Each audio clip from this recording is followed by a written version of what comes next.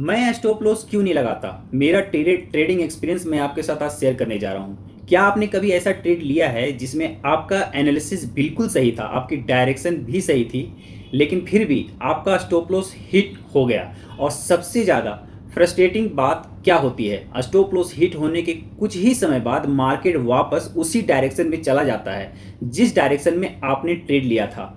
मेरे साथ ऐसा कई बार हुआ है और इसी वजह से मैं पर्सनली स्टॉप लॉस को अपने ट्रेडिंग अप्रोच में प्रीफर नहीं करता। लेकिन आज मैं आपको यह नहीं बताने वाला कि हर ट्रेडर को स्टॉप लॉस छोड़ देना चाहिए। नहीं, आज मैं सिर्फ अपना पर्सनल एक्सपीरियंस शेयर करने जा रहा हूं, क्योंकि हर ट्रेडर की स्ट्रैटेजी और रिस्क मैनेजमेंट अप्रोच अलग अलग हो सकती है। नमस्कार दोस्तों, नो चार्ट फाइनेंस में आपका फिर से स्वागत है और मैं फिर से आपके सामने उपस्थित हूँ एक नई वीडियो लेकर। आज का टॉपिक थोड़ा पर्सनल है। मैं आपको बताऊंगा मैं स्टॉप लॉस क्यों नहीं लगाता और हाई वैलेटिलिटी वाले मार्केट में स्टॉप लॉस के साथ मेरा एक्सपीरियंस कैसा रहा है। क्योंकि मेरे लिए सबसे बड़ी प्रॉब्लम स्टॉप लॉस की कॉन्सेप्ट में नहीं है, प्रॉब्लम आती है मार्केट के बिहेवियर और स्टॉप लॉस के प्लेसमेंट के बीच। स्टॉप लॉस मेरे लिए प्रॉब्लम कब बना? देखिए, जब आप ट्रेड लेते हैं तो आपके पास एक एनालिसिस होता है। आपको लगता है मार्केट इस डायरेक्शन में जा सकता है। अब आप एक स्टॉप लॉस लगाते हैं। मान लीजिए यह मेरा मैक्सिमम एक्सपेक्टेबल लॉस है। अगर मार्केट यहाँ आ जाता है तो मैं ट्रेड से बाहर निकल जाऊंगा। सुनने में यह बिल्कुल लॉजिकल है, लेकिन मार्केट हमेशा वैसे बिहेव नहीं करता जैसा हम चाहते हैं। खासकर जब मार्केट में वैलेटिलिटी बहुत ज़्यादा हो, प्राइस तेज़ी से ऊपर नीचे, फिर ऊपर, फिर नीचे, फिर वापस ऊपर और ऐसे मूव दे सकता है। और ऐसे सिचुएशन में अगर आपका स्टॉप लॉस बहुत पास है तो यह 100% चांस है कि एक टेम्पररी मूव भी आपका स्टॉप लॉस हिट कर सकता है। मेरे पर्सनल एक्सपीरियंस में कई बार ऐसा हुआ है कि मैंने एक ट्रेड लिया। मेरा एनालिसिस था कि मार्केट किसी पार्टिकुलर डायरेक्शन में जाएगा, लेकिन अचानक मार्केट में वॉलेटिलिटी बढ़ी, प्राइस मेरे खिलाफ थोड़ा चला और स्टॉप लॉस मेरा हिट हो गया। मैं ट्रेड से बाहर हो गया, लेकिन कहानी यहीं खत्म नहीं हुई। कुछ समय बाद मार्केट वापस आया और उसी डायरेक्शन में चला गया जिस डायरेक्शन में मेरा ओरिजिनल एनालिसिस था। अब सवाल यह है, क्या मेरे पूरा एनालिसिस गलत था? हर बार नहीं, कई बार मार्केट का टेम्पररी वॉलेटिलिटी मूव मेरे स्टॉप लॉस को हिट कर गया और फिर मार्केट ने अपना ओरिजिनल मूव दे दिया। यही चीज़ मेरे लिए सबसे बड़ा लर्निंग पॉइंट बनी।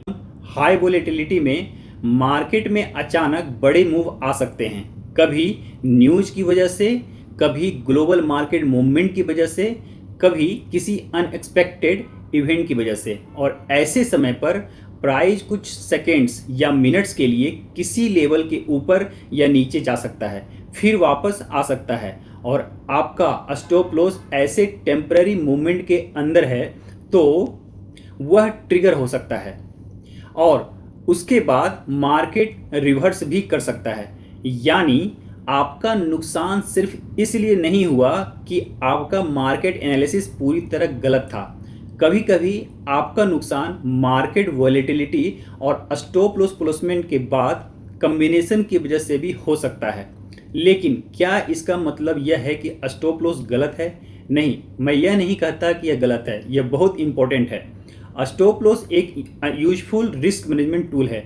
बहुत सारे ट्रेडर्स के लिए यह बिल्कुल सही काम करता है। मेरी बात सिर्फ इतनी है, मेरे पर्सनल ट्रेडिंग एक्सपीरियंस में मैं स्टॉप लॉस पर डिपेंड करना प्रेफर नहीं करता। स्टॉप लॉस की मेरे लिए सबसे बड़ी लिमिटेशन है कि स्टॉप लॉस प्राइस के एक स्पेसिफिक लेवल पर डिसीजन लेता है। मार्केट उस लेवल पर क्यों आया यह नहीं देखता।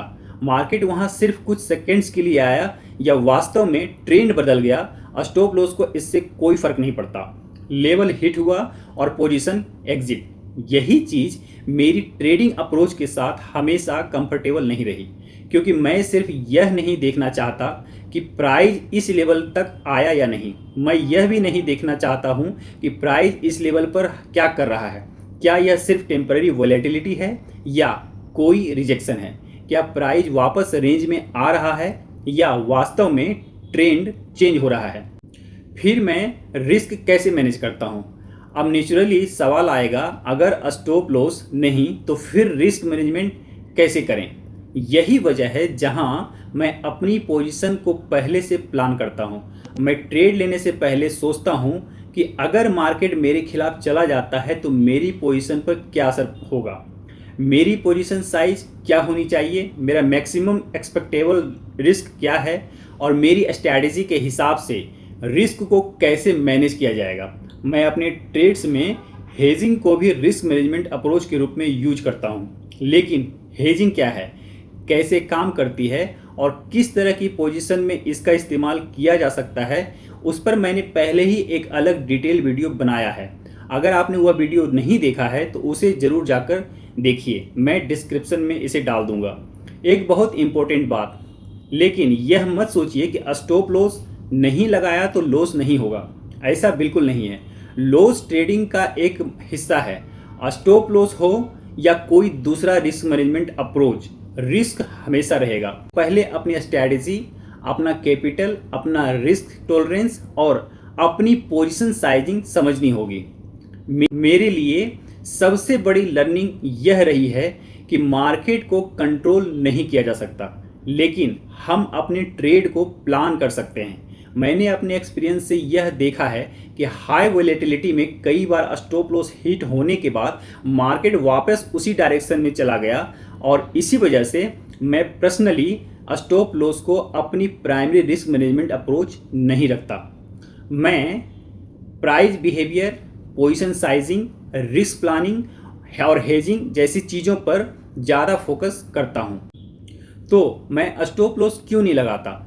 क्योंकि मेरे पर्सनल ट्रेडिंग एक्सपीरियंस में हाई वोलेटिलिटी के दौरान कई बार स्टॉप लॉस ने मुझे टेम्पररी मार्केट मूवमेंट में ट्रेड से बाहर कर दिया और उसके बाद मार्केट वापस मेरी ओरिजिनल डायरेक्शन में चला गया।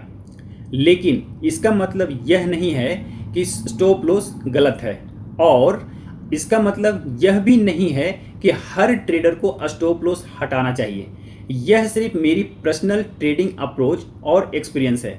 अगर आपको मेरा यह पर्सनल एक्सपीरियंस यूजफुल लगा तो वीडियो को लाइक ज़रूर करें और अगर आप चाहते हैं कि मैं अपनी अगली वीडियो में हाई वोलेटिलिटी में स्टॉप लॉस कैसे काम करता है और स्टॉप लॉस लगाने में ट्रेडर कौन कौन सी कॉमन मिस्टेक करते हैं, इस पर प्रैक्टिकल एग्जांपल के साथ बात करूं, तो कमेंट में ज़रूर लिखिए स्टॉप लॉस।